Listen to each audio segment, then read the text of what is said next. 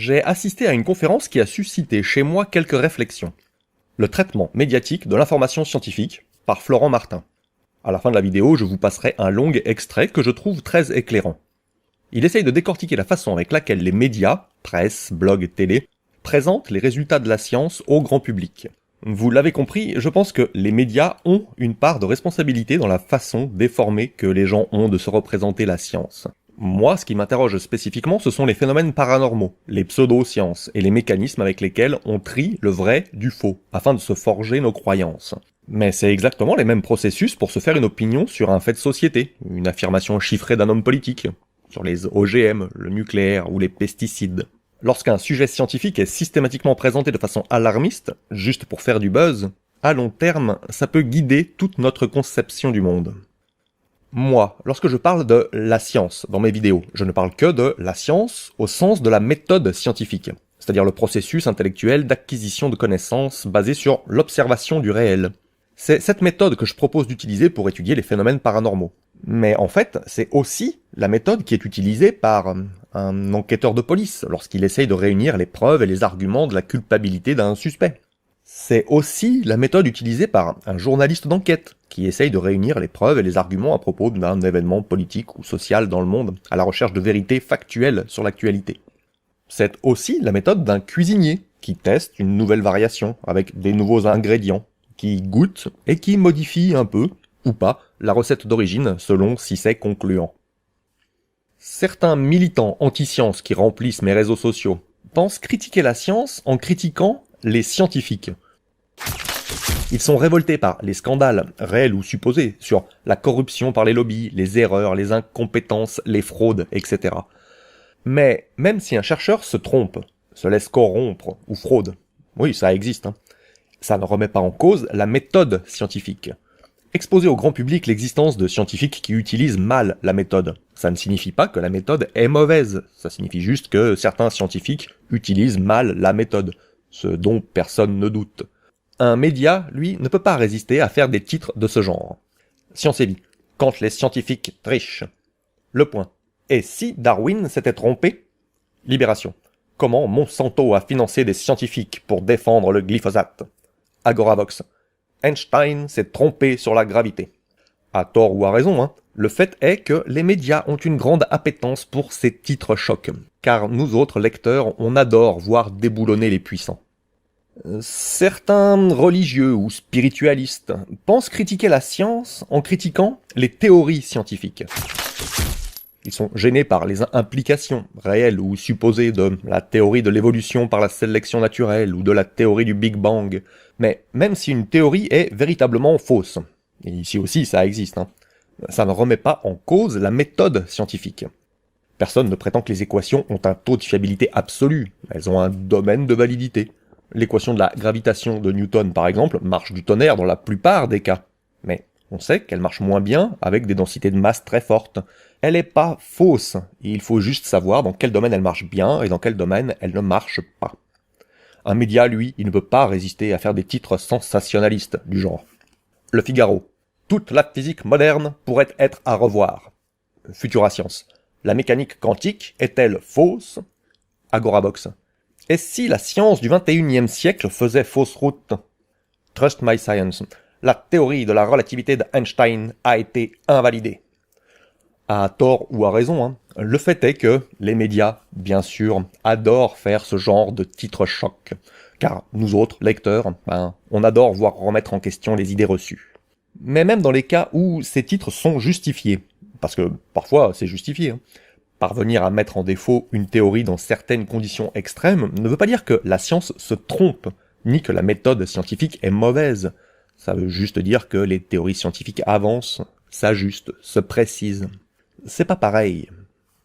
Certains citoyens concernés et engagés pensent critiquer la science en critiquant la technologie. Ils ont peur du danger, réel ou supposé, des ondes des téléphones portables, des vaccins, des OGM, du nucléaire, etc. Mais même si une technologie est véritablement dangereuse, et oui, ça existe, ça ne remet pas en cause la méthode scientifique. La technologie, ce sont juste des applications industrielles créées par des entreprises dans un objectif commercial, avec très peu de régulation, parce que libéralisme, tout ça. Mais les risques de dérive technologique, c'est un problème politique. C'est pas la faute à la méthode scientifique. Mais un média, lui, il ne peut pas résister à faire des titres sensationnalistes du genre Marianne, danger des ondes de portable, en route vers un phone gate. Agorabox. Le glyphosate, un scandale sanitaire présent et à venir. La Croix. Les OGM sont-ils vraiment sans risque pour la santé? Là, malgré le point d'interrogation, on sent bien que ça va balancer sévère. Et puis en fait, non. Le type interviewé dit globalement que en fait, ça va. Et même lorsque le corps de l'article est vraiment rassurant et souhaite prendre du recul, eh ben, le titre commence quand même par « Le danger des OGM ». Gna gna gna. Parce que c'est plus cliquable comme ça. Pour annoncer que 80% des Français sont pour la vaccination, on commence quand même le titre par « Danger des vaccins, 2 points ». Mais même dans les rares cas où ces titres sont justifiés, parvenir à mettre en évidence les dangers d'une technologie ne veut pas dire que la science se trompe, ni que la méthode scientifique est mauvaise. Ça veut juste dire qu'il faut réguler les industriels, parce que sans régulation politique, les technologies peuvent dériver à tout moment. Bref, à mon avis, la façon dont les médias présentent ces sujets joue un rôle dans notre façon de juger la science. Et moi, la seule chose que je défends dans tous ces aspects, c'est l'utilité et la pertinence de la méthode scientifique. Je vais laisser Florent Martin vous expliquer mieux que moi les mécanismes des médias, en l'écoutant décortiquer la façon dont il traite l'information scientifique. J'ai pu filmer cette conférence il y a quelques mois. Je la trouve fascinante. Bienvenue à cette conférence sur le traitement médiatique de l'information scientifique. L'intervention s'inscrit dans le cadre de 4 interventions en fait, pour lesquelles on a été contacté par la mairie de Cessin. Il y en a déjà 2 qui sont passées, l'astrologie et la science, y a-t-il du vrai, illusionnisme et imposture la dernière fois, et donc celle-là. Et la prochaine est sur la radiesthésie et le magnétisme. Donc pour faire rapide, je me présente, je m'appelle Florent Martin Michelot, je suis vice-président de l'Observatoire zététique. Je suis informaticien dans l'industrie des semi-conducteurs à ST Microelectronics. Et important, je le mets pas d'habitude, mais là, vu les discussions qu'on va avoir, je ne déclare aucun conflit d'intérêt. C'est-à-dire, je ne touche aucun salaire de l'industrie qui soit autre que l'industrie de la microélectronique. Et je ne suis militant dans aucune autre association que l'Observatoire zététique. Donc il y a des sujets où il y a du vrai contenu scientifique, mais qui sont plus ou moins travestis au moment où les journalistes nous l'exposent. Et il y a d'autres sujets qui sont beaucoup moins scientifiques, mais comme le sujet il est vendeur, on nous le propose quand même, quoi. Et puis on pourra se poser la question de savoir pourquoi il y a un écart aussi important entre la manière dont on nous présente la science dans les médias et ce qu'elle produit en fait en interne. Nous, l'essentiel de ce à quoi on s'intéresse, c'est pas tant la communauté scientifique, le corpus de connaissances qu'ils sont capables de produire, mais c'est la méthode en tant que telle, la méthode, la démarche qui permet d'appréhender le réel, d'appréhender le monde tel qu'il est en dehors de nous. Et l'étude de la pertinence et de l'efficacité de cette méthode, c'est ce qu'on appelle l'épistémologie. Donc on va regarder un peu ce que c'est, sans parler tout de suite de la méthode scientifique, on va regarder ce que c'est que la communauté scientifique déjà. Donc la communauté scientifique, ça n'est pas comme le Jedi Council dans Star Wars, c'est pas un ensemble de gens barbus qui se retrouvent dans une salle pour trancher de ce qui est vrai, de ce qui est faux. Il n'y a pas d'état de l'art qui soit arbitré formellement. Il n'y a pas de gens qui se retrouvent en disant ça on va dire que c'est vrai, ça on va dire que c'est faux. Il n'y a pas d'organisme public auprès duquel on puisse se retourner en disant alors ça est-ce que c'est vrai ou est-ce que c'est faux. Et donc le fameux consensus scientifique dont on parle, il n'est pas formalisé. Il n'y a pas de revue qui dise voilà le consensus scientifique sur tel sujet. En revanche, il y a des académies des sciences, de médecine, de pharmacie, d'agriculture, qui sont là pour contribuer au développement des disciplines respectives et qui sont là pour conseiller le pouvoir en la matière. Donc quand il y a une question où les gens se posent, ils peuvent dire nous ce qu'on en pense c'est ça. Et c'est relativement restreint en général. Les prescriptions sont les communiqués qu'ils font ne sont jamais prescriptifs. Alors, comment est-ce que cette fameuse connaissance est produite? Alors, en général, ça commence par un gars, donc évidemment, qui porte une blouse blanche et qui va faire une expérience dans son laboratoire et qui va il va écrire un article sur le sujet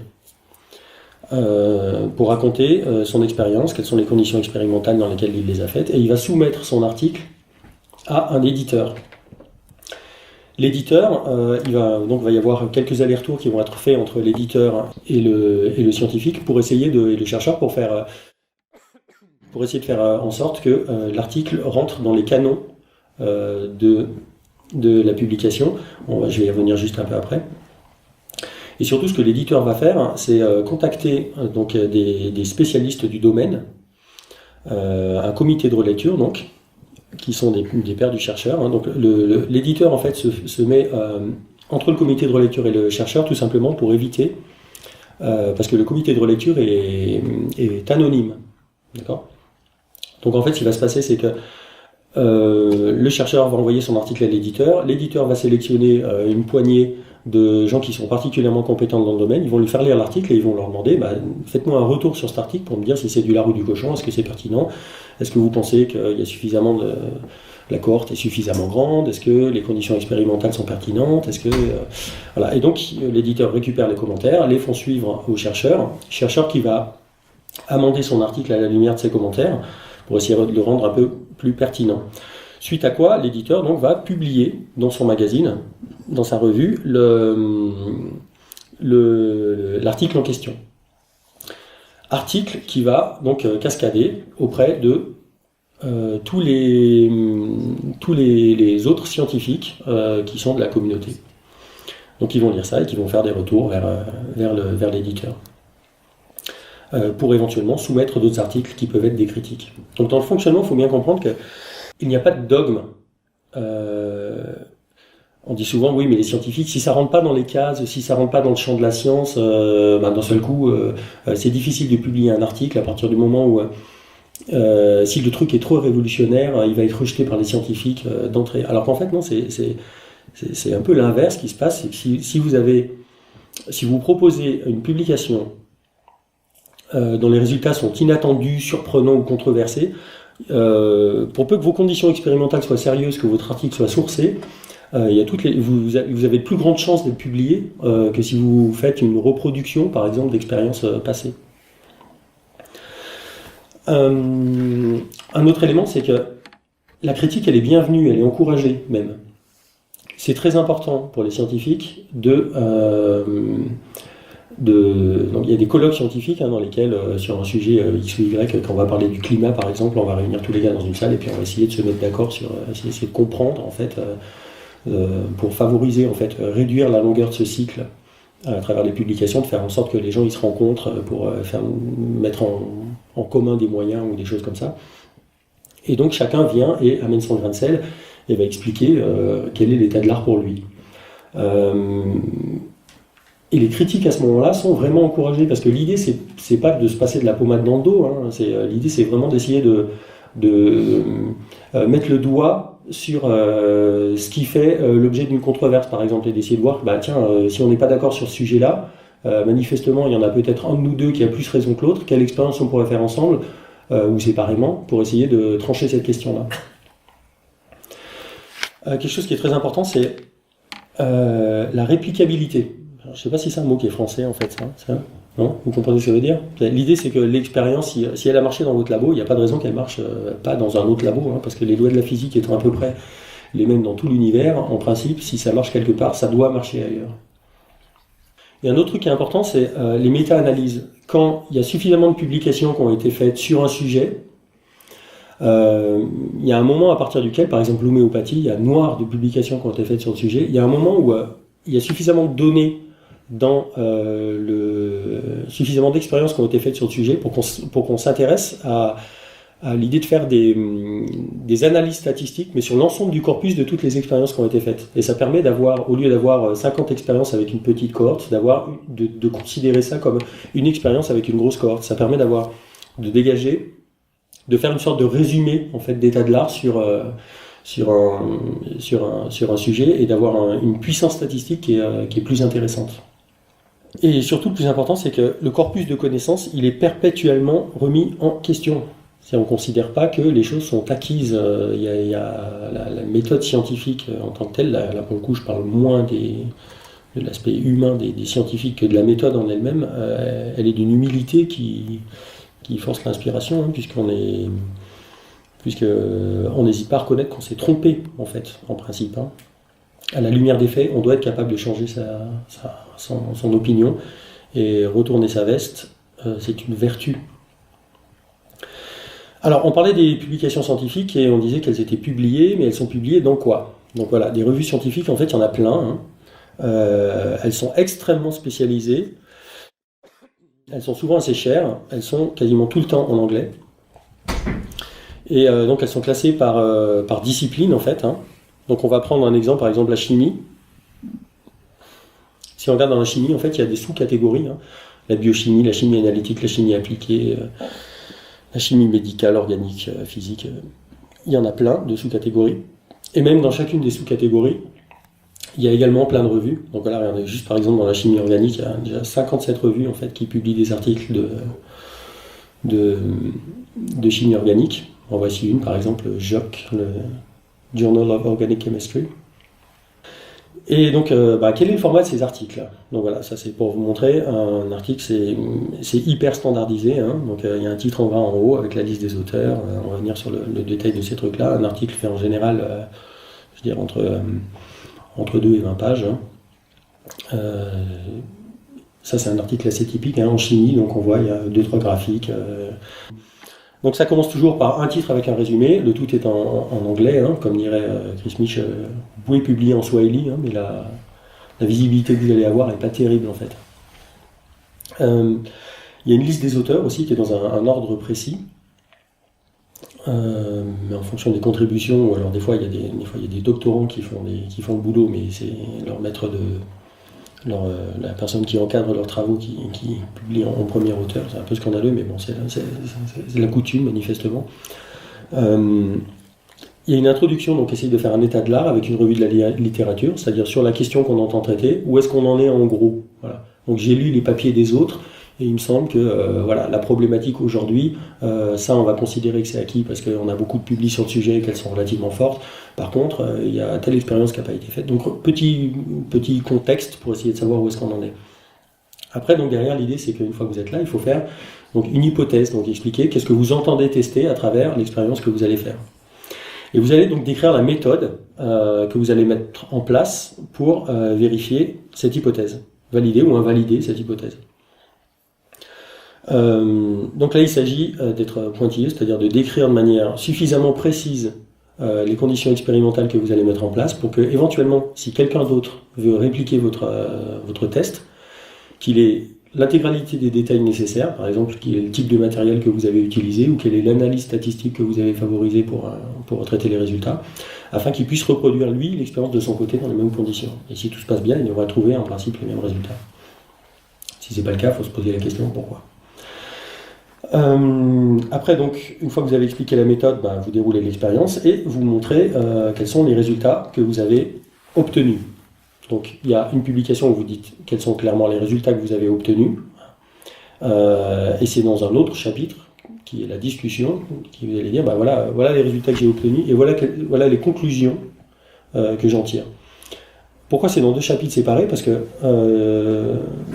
des fois, en fait, les résultats qui sont obtenus, ils ne sont pas discutés de la même manière. Il y a des gens qui disent, mais attends, les conclusions que tu as tirées des résultats que tu donnes, je nie pas la réalité des résultats. Pour moi, les conditions expérimentales me semblent pertinentes. Tes résultats sont ce qu'ils sont. Mais pour moi, tu dépasses les conclusions qui sont raisonnables. Ou alors, des fois, il y a des prises de tête juste sur la discussion, en fait, mais pas tant sur la méthode que la discussion, ça peut arriver. Et donc, les conclusions que vous en tirez. Et après, derrière, donc à la fin de l'article, il y a toutes les références, la bibliographie, les annexes, qui peuvent venir étayer vos citations, qui sont, pareil, il y a un formatage qui est hyper cadré sur la manière de publier ce genre de choses. Donc je vais vous montrer, on va faire un petit quiz comme ça, je vais vous montrer 8 couvertures de magazines, là, et il y en a une Donc c'est 8 revues qui parlent de santé, hein. Il n'y en a qu'une seule qui parle vraiment de médecine, donc laquelle est-ce? Voilà, évidemment, là, c'est celle-là, hein, prescrire. Donc c'est marrant parce que c'est tout des trucs de santé en fait qui s'adressent souvent à des personnes âgées. Il y a que des jeunes filles dessus. Donc cherchez l'erreur. Génération santé. Ok, donc voilà, et c'est évidemment la seule qui est non disponible en kiosque en plus, hein, puisqu'elle s'adresse aux médecins. C'est une revue indépendante qui est de relativement bonne qualité. Donc, alors évidemment, vous allez me dire, bah oui, mais dans les bureaux de tabac, il y a quand même d'autres magazines qui parlent de science, en effet, mais c'est pas des revues scientifiques, c'est ce qu'on appelle la revue de vulgarisation, hein. Ça s'adresse aux gens qui sont curieux en sciences. Et l'idée, c'est d'expliquer de manière assez simple des concepts qui sont un peu compliqués parfois, avec tous les travers que ça peut donner et qui font l'objet de la discussion qu'on a aujourd'hui. Jusqu'où on peut aller dans la vulgarisation sans trahir la science, en fait. Donc où est-ce qu'on peut trouver ces publications scientifiques? Dans les universités, d'ailleurs je vais en passer pour mettre il y a un petit scandale là, sur le sujet, c'est qu'en fait le truc qui est un peu curieux, en fait, c'est que donc, les chercheurs qui sont payés par l'État font leurs recherches. Ils doivent payer les éditeurs pour avoir le droit de publier, de soumettre un article. Donc l'éditeur, lui, il va recevoir de l'argent pour publier. Un travail auquel lui, il n'a pas participé puisque ça a été payé par l'État. Donc l'État paye non seulement pour faire les recherches, pour les publier. Je vous parlais de la revue par les pairs qui était à côté. Les gens qui font la revue, eux, ils ne sont pas payés, pas par l'éditeur. Donc l'éditeur, il a une manne de travail gratuit d'experts qui souvent font ça parce que c'est sympa de mettre ça dans son CV, de dire qu'on fait de la revue d'articles. Donc ils ne touchent pas d'argent non plus. Et derrière, ils vendent les revues. Ils vendent des abonnements. Et ils vendent des abonnements à des prix qui sont parfois un peu hallucinants. Là. Et typiquement, quand on regarde l'agence bibliographique de l'enseignement supérieur, qui est typiquement en fait, une agence qui essaye de regrouper les abonnements et qui gère une bonne partie des abonnements des établissements français, en 2014, dans leur dernier rapport, ils annoncent qu'ils ont payé 43 millions d'euros d'abonnements pour donner accès à leurs chercheurs aux revues, c'est-à-dire au boulot de leurs collègues, en fait. Hein. C'est ça, ni plus ni moins. Et que 78% de cette somme est reversée à un seul éditeur qui est Helvétier. Ça fait réfléchir. Hein. Donc, voilà. Donc, c'est un gros scandale, en fait. Hein. Comme souvent, ça vient des mathématiciens américains qui se plaignent de ça et qui essayent de faire en sorte que les articles soient publiés dans des revues en ligne et qui sont gratuites. Et il y a des pétitions, je vous encourage à signer sur le sujet pour faire en sorte que ce soit le cas. Il y a aussi des moteurs de recherche en ligne, donc là j'en cite deux, mais en fait il y en a vraiment beaucoup qui sont souvent aussi spécifiques à certaines PubMed par exemple, qui sont essentiellement de la médecine. Donc on va parler aussi de problèmes, des problèmes internes à la science, hein, parce qu'il y a des trucs dans ce fonctionnement là, donc je vais en citer un des problèmes typiquement, mais il n'y a pas que celui-là. Quel est le premier problème, quelle est la première critique qu'on voit en général quand on entend parler de public scientifique? Et tout le temps, oui, mais les scientifiques c'est bien gentil, mais bon quand même, quel est le premier problème qui vous saute non? En général on pense au conflit d'intérêts. Et bah oui, mais l'étude, elle n'a pas été... Qui est-ce qui a fait... Ok, très bien ton étude, d'accord, j'entends. Mais qui est-ce qui l'a financé ton étude, hein? Parce que si c'est un laboratoire pharmaceutique qui a des milliards d'euros engagés dans l'histoire, évidemment, et c'est vrai d'ailleurs. Et en réalité, quand on regarde de près, le conflit d'intérêts, c'est pas le premier souci en réalité. Parce que ce qu'on observe, c'est que globalement, les études qui sont financées par l'industrie, elles sont de meilleure qualité globale que les études indépendantes, pour une raison qui est assez bête en fait, c'est que l'industrie, ils ont plus de moyens en général que les laboratoires indépendants ou universitaires, et du coup quand ils font une expérience, ils peuvent le faire sur des cohortes qui sont plus importantes.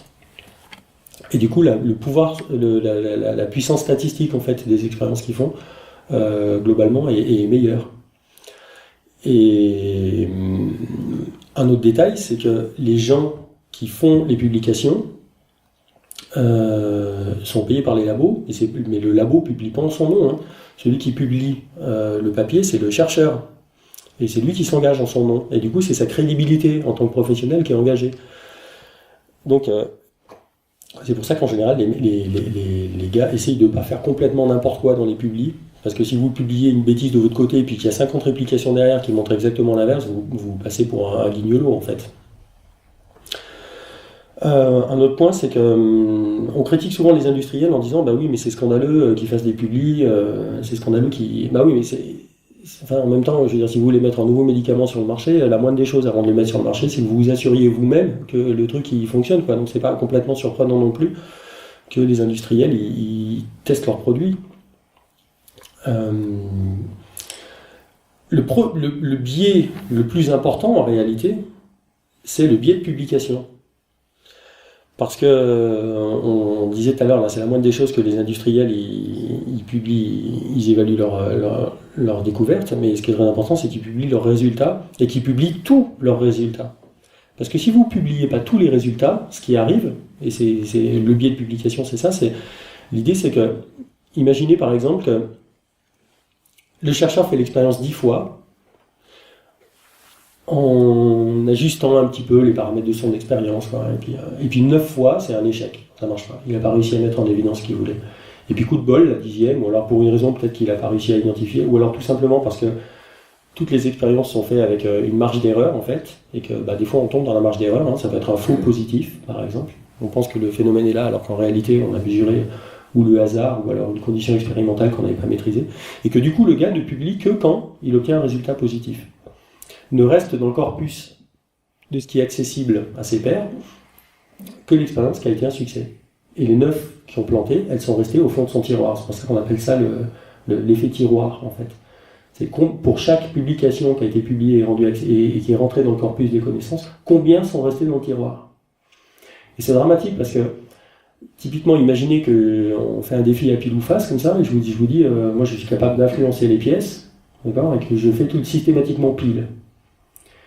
Et je sors une pièce de ma poche, je tire, et je vous montre, voilà, ça fait pile, et qu'à chaque fois que ça fait face, je cache l'expérience. Je vous montre la pièce que quand ça fait pile. Ce qui reste dans le corpus, c'est évidemment que des expériences qui ont marché. Les expériences qui ont planté, elles ne sont pas comptabilisées comme des échecs. Les échecs, c'est aussi important que les succès. Et surtout en médecine. Si vous faites un médicament, savoir qu'il ne marche pas, c'est au moins aussi important de savoir qu'il marche. Ne serait-ce que pour éviter à d'autres équipes de refaire la même expérience si on sait que ça ne marche pas, qu'on l'a testé 10 fois et qu'il y a un autre gars qui revient derrière et dit oui, ça ne marche pas, et que lui, pareil, il confine ses résultats. De savoir que ça ne marche pas, c'est une donnée, donc il ne faut pas l'écarter. Il y a une conférence de Ben Goldacre sur le sujet où il parle justement de ça, et c'est à l'origine de centaines de milliers de morts, ce genre de problème, sur des médicaments qui ont été mis sur le marché avec une publi qui était déclarée qui était positive, et quand après l'étude épidémiologique ils se sont rendus compte que le médicament causait un gros problème, ils sont allés creuser un peu pour regarder s'il n'y avait pas de la littérature scientifique qui n'avait pas été publiée, et dans les tiroirs ils ont retrouvé une dizaine de publis qui montraient que non seulement ça ne marchait pas, mais qu'en plus c'était dangereux, que les effets secondaires qu'on observait à grosse échelle, on les retrouvait aussi dans les études. Donc voilà, il y a des initiatives, il y en a une qui s'appelle All Trials, qui est justement dirigée par Ben Goldacre, en tout cas c'est un des acteurs, qui vise à faire en sorte que tous les résultats soient publiés.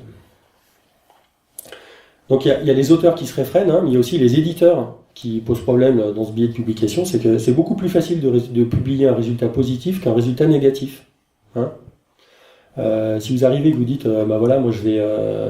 il y a tel public qui est sorti, nous on va essayer de se fendre, de savoir si elle tient la route ou pas, et on va reproduire l'expérience. Il reproduit l'expérience et il obtient un résultat qui est exactement le même. Voilà, on ne donne pas le prix Nobel aux gens qui vérifient. Et donc comme c'est pas très gratifiant et puis c'est pas très vendeur, mais en réalité les éditeurs ils sont plus réticents à publier les réplications et les résultats négatifs que de publier les découvertes ou les nouveautés. Autre problème interne, il y a la méthodologie, on va aller un peu plus vite là, c'est les résultats qui sont pas très fiables à cause de cohortes qui sont trop petites, qui normalement elle devrait être détectée par la revue par les pairs, mais comme elle est parfois un peu laxiste, et justement on se retrouve avec des publications dont les conditions expérimentales ne permet pas de tirer les conclusions qu'on en a tirées. Et du coup, ça finit dans le corpus, mais alors que ça ne devrait pas. Toutes les publications qui sont à l'attention des scientifiques, elles ne sont pas toutes aussi strictes. Hein. Il y a des revues qui sont quasi un peu folkloriques, hein, voire complaisantes. Hein. Par exemple, il y a des revues qui sont spécialisées en homéopathie et qui survivent que par les financements des laboratoires qui vendent ce genre de produits. Et qui ne sont pas très très regardants sur la qualité des publics qui sont faits. Et il y en a qui sont beaucoup plus contraignantes. Hein. Bon, en citer deux, il y aurait The Lancet, une revue britannique, et Nature, ou Science, qui sont des revues assez bien cotées. Il y a un autre problème, c'est la falsification des données. Alors, on va y aller vite, il y a un gros scandale qui avait éclaté en 2011 qui montrait ça. Et il y en a un autre qui est assez à la mode aussi, c'est l'interprétation a posteriori. Donc on appelle ça le p-hacking. Hein. Donc l'idée c'est que vous allez faire une expérience et vous allez rassembler plein de données. Hein. C'est un peu comme si vous allez à la chasse aux fantômes et que vous venez avec plein d'équipements, un truc qui mesure la température, un truc qui mesure le champ électromagnétique, un truc qui mesure le... Vous venez avec tout plein d'équipements, avec tout plein d'aiguilles là, et puis dès qu'il y a une aiguille qui bouge, vous dites ah bah regardez, regardez, il y a une aiguille qui a bougé, donc, et vous faites des conclusions, alors que vous n'avez pas encore fait d'hypothèse en réalité, quoi. Et donc vous définissez vos hypothèses après avoir fait l'expérience. Voilà. Donc c'est un peu de la triche, comme si vous tiriez une flèche avec un arc en l'air, comme ça, vous tirez votre flèche, et une fois que la flèche elle est plantée, vous dessinez une cible autour. Voilà. Donc, et ça c'est un truc qui est d'autant plus pénible que c'est assez difficile à détecter en vrai. Ok, donc maintenant qu'on a expliqué un peu comment ça marchait avec donc les forces et les faiblesses de la méthode scientifique, on va regarder un peu les fonctionnements de la communauté, on va regarder un peu comment ça se passe dans les médias. Alors j'ai récupéré une petite image qui est assez rigolote, PhD Comics, hein. C'est un truc fait par des petites BD fait à l'attention des gens qui passent un doctorat.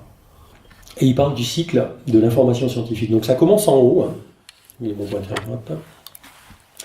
On commence en haut là, et donc on a vos travaux. Donc travaux, hein, c'est-à-dire vous faites une publi qui correspond à peu près à le format qu'on a vu tout à l'heure, hein, donc avec toutes les prudences de rigueur. Hein.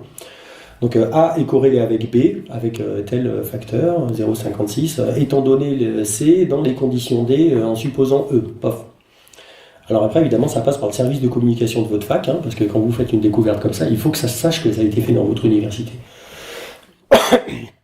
Donc vous allez faire un joli papier, hein, et bien, en réalité, il y a une analyse qui avait été faite justement où on voyait qu'il y avait le gros de la décodade, en fait, il se passe là, hein, il se passe dans la fac en vrai, hein, où ils essayent de rendre un peu sexy vos découvertes, et donc il y a un gros bout de la subtilité et des précautions d'usage qui sont perdus à ce moment-là, où à l'arrivée on se retrouve avec nos scientifiques ont peut-être découvert un lien entre A et B, sous certaines conditions, la petite astérix on va dire. Alors qui est récupéré par l'agence France Presse, hein, parce qu'eux ils font des communiqués auprès de France Presse. Hein, et donc alors eux ils sont obligés de faire un titre, hein, et puis vous mettez de l'Arial en gros sur une couverture d'article, la place est comptée, hein, donc vous ne pouvez pas faire des titres longs avec des subtilités et de la prudence. Donc ça finit par les scientifiques l'affirment, A cause B, bah oui pour eux ils connaissent rien en sciences, mais par contre le truc vient d'un laboratoire, donc manifestement on va leur faire confiance, ils savent ce qu'ils disent. Hein. Alors, ça finit sur Internet. Ah oui, le truc marrant, on pourrait dire, mais comment ça se fait, les journalistes sont avant Internet? Il faut bien comprendre qu'aujourd'hui, les journalistes, leur première source de renseignement, c'est Internet. Hein. Donc quand ça finit, les internautes font un buzz sur une publi. Ça finit, si le truc fait suffisamment parler de lui sur Internet, ça va attirer l'attention des médias, et les médias vont récupérer l'affaire. Les journalistes vont récupérer ça donc sur un blog, donc on voit à cause systématiquement B, le président devrait en tenir compte, oui, parce qu'après il y a un truc qui est intéressant aussi, c'est qu'on arrive à cet endroit-là, autant quand on est sur le haut, on en est dans une description qui est relativement concise des faits, hein, c'est-à-dire on va dire par exemple, voilà, quand je mets une goutte de café sur une cellule cancéreuse, il se passe ça. Quand on en est ici, on n'en est plus du tout là. Hein. C'est-à-dire on n'en est plus sur une cellule cancéreuse dans une boîte de pétri. Hein. Là, on parle du cancer que vous avez dans votre corps. Donc les études sur le cancer, c'est le truc le plus génial pour ça. Et ça finit par être pris par des petits blogs locaux, ça finit par être pris par les gens qui sont dans la théorie du complot, ça finit par être relayé sur Facebook avec des titres qui sont hyper raccourcis. Je vous en ferai des exemples tout à l'heure. Et ça finit dans l'oreille de ma grand-mère. Et moi, quand je vois ce que ma grand-mère me raconte à chaque fois que je vais la voir, le raccourci terrible qu'il y a entre ce qu'elle a compris, c'est-à-dire les implications, c'est-à-dire elle n'a même pas compris la publication scientifique, ce qu'elle comprend, c'est quelles sont les conséquences sociétales que pourrait avoir une publi qui a été mal compris, qui a été mal résumée. Et là, la distance entre les deux, elle est juste hallucinante, quoi. Donc à un moment, il faut bien poser la question de savoir qu'est-ce que c'est qu'un sujet scientifique, hein. Et quelle distance il y a entre le sujet scientifique et les intrications politiques ou les prescriptions qui peuvent en découler. Donc j'ai jeté ça là, rapidos tout à l'heure, là, parce que ça me semblait important quand même de faire cette distinction. Il faut bien comprendre que la science, c'est comme une sorte de lanterne sur les faits. L'idée, c'est d'essayer de comprendre quels sont les faits. Et la science, elle s'arrête là. Quels sont les faits, hein. Il n'y a pas de prescription politique derrière en disant qu'il faudrait faire ci ou ça. Les prescriptions, elles sont faites par les politiciens. C'est nous, en votant, on va élire des gars. Les gars, ils vont se mettre dans un parlement, ils vont discuter de quelque chose avec l'influence des lobbies. Et à l'arrivée, ils vont dire, bon ben voilà... est-ce qu'il faut politique énergétique, est-ce qu'il faut qu'on mette des éoliennes ou des centrales nucléaires, voilà. Donc les éoliennes, quels sont les avantages, quels sont les inconvénients, combien ça coûte, combien ça produit, et le nucléaire, comment ça fait, et qu'à un moment il y a un choix politique qui va être fait. Donc ce qui est important, c'est qu'il soit fait avec des éléments qui soient factuels, rigoureux, carrés. Et typiquement, quand les journalistes, les politiciens, il faut bien comprendre qu'ils ne votent pas uniquement à la lumière des faits, hein.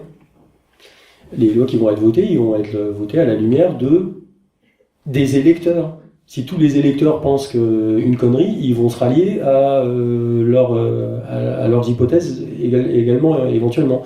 Et donc c'est là qu'il y a une réelle responsabilité des journalistes, c'est que s'il y a de l'intoxication qui est faite par les journalistes, ou alors que les faits qui sont rapportés ne sont pas inexacts, incomplets, ou alors mal mesurés, ou alors que on nous fait croire qu'il y a une polémique sur un sujet alors qu'en fait il n'y en a pas, on se retrouve à suivre une direction qui peut éventuellement pas être la bonne pour des raisons qui sont purement démagogiques. Et on le voit sur des sujets comme le vaccin, les médicaments, les pesticides, le climat, j'en ai mis 2-3 comme ça, où il peut y avoir parfois des psychoses qui peuvent être fondées ou absolument infondées. Et ce qui est très important, c'est d'être capable d'arriver à faire la différence entre les deux. Alors on va prendre un exemple typiquement de dérapage. Et donc, dans la suite de cette conférence, Florent Martin donne plusieurs exemples de dérapage médiatique. Le cas retentissant de Gilles-Éric Séralini, par exemple, qui a orchestré une mise en scène médiatique sans précédent autour d'une étude scientifique moisie, avec des échantillons statistiques insuffisants, qui ont été largement surinterprétés par une presse en recherche de sensationnalisme. Le cas navrant de Cache Investigation, par exemple, qui a réussi à faire une émission entière basée sur une amputation misérable du titre d'un rapport scientifique qui, en fait, disait exactement le contraire de ce qui est prétendu dans le documentaire. Et plein d'autres cas. Je vous conseille de continuer le visionnage pour aiguiser votre vigilance face aux médias et être mieux armé pour repérer ces moments où la science est instrumentalisée.